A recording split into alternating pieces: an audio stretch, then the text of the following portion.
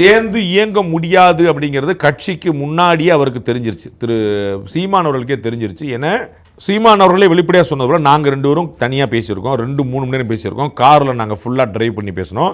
அப்போ தம்பி எங்கள்கிட்ட கேட்டா அப்படி நம்ம காங்கிரஸை சேர்த்துக்கலாமானே அப்படின்னு, நம்ம 2 பேரும் இணைஞ்சு பயணிப்போம், ஒன்று காங்கிரஸை சேர்த்துக்கலாமானே அப்படின் போது நான் எல்லா பிரச்சனைக்கும் காரணம் காங்கிரஸ் தானப்பா, கச்சத்தீவுலேருந்து ஈழத்தமிழ்லேருந்து எல்லா பிரச்சனைக்கும் வந்து இந்திய திணிச்சல் எல்லாமே அவங்க தானப்பா காரணம், நம்ம அவங்களே எப்படிப்பா சேர்த்துக்க முடியும்னு சொன்னேன் அப்படின்னு சொல்லியிருக்காரு. ஸோ கட்சி துவங்கப்படுவதற்கு முன்னாடியே அவருடைய எண்ணம் என்னவா இருந்ததுங்கிறது தெரிஞ்சிருச்சு. காங்கிரஸை சேர்த்துக்கலாம்னு விஜய் விரும்பி இருக்கிறாருன்னு தெரிஞ்சிருச்சு.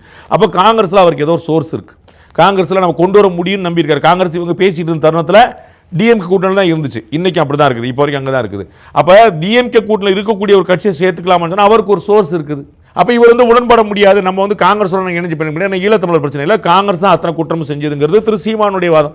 அப்போ நான் உங்களை கூட்டணி சேர முடியாதுன்னு சொல்கிறார். அப்போ கட்சி ஆரம்பிக்கிறதுக்கு முன்னாடியே அந்த பிளவு வந்துருச்சு, அந்த மிஸ் அண்டர்ஸ்டாண்டிங் வந்துருச்சு. அப்போ உங்களுடைய பாதை வேறு, என்னுடைய பாதை வேறு. ஏன்னா திரு விஜய் வந்து திராவிடத்தையும் சேர்த்துக்கிட்டே வர்றார், திராவிடமே தமிழின விரோதம் நிற்கிறாரு திரு சீமான்.